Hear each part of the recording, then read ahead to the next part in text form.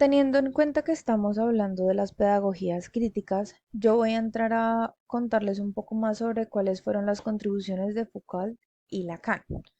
Para entrar o para adentrarnos en esta pedagogía, quiero primero que conozcamos un poco de quiénes eran Michel Foucault y Jacques Lacan. Foucault fue un filósofo y teórico social francés cuyo trabajo en realidad se centró en el poder, el conocimiento y la historia de las ideas. Foucault desarrolló el concepto de dispositivo del poder, que se refiere a las complejas redes de relaciones y prácticas que perpetúan la sociedad. Por otro lado, Lacan fue un psicoanalista francés cuyo trabajo se centró en la teoría psicoanalítica y su aplicación en el campo del lenguaje y la cultura.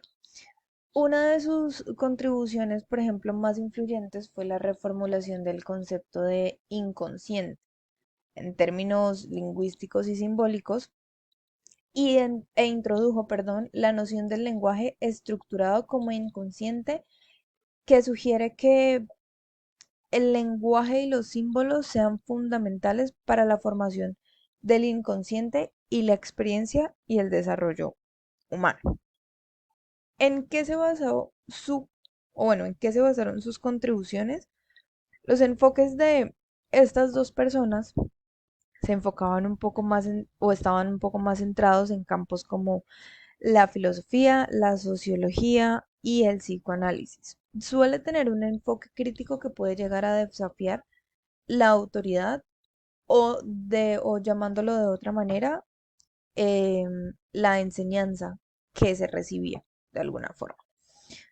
Dentro del rol del maestro que caracteriza esta teoría o esta pedagogía, se dice que según esta perspectiva, el maestro no es simplemente un transmisor de conocimientos objetivos, sino que también es un agente que ejerce el poder y control en el contexto educativo. El maestro actúa como un mediador entre el conocimiento y el estudiante, pero su posición de autoridad puede ser cuestionada y problematizada en términos de cómo se utiliza ese poder. En lugar simplemente de enseñar hechos y teorías, el maestro debe fomentar un pensamiento crítico entre los estudiantes y cuestionar además las estructuras de poder que están presentes en el proceso educativo. En cuanto al rol del estudiante, los estudiantes no son receptores pasivos de información, sino agentes activos que participan en la construcción del conocimiento. Se alienta a los estudiantes a cuestionar y a desafiar las narrativas dominantes y las estructuras de poder presentes en la sociedad y en el sistema educativo. Además de adquirir conocimientos, se espera que los estudiantes desarrollen habilidades para analizar críticamente la información y cuestionar las suposiciones en el aprendizaje.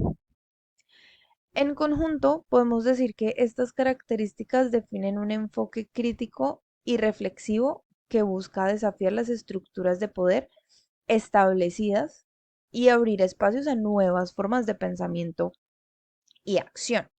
A nivel educativo se puede observar más claramente, por ejemplo, esta resistencia al poder absoluto.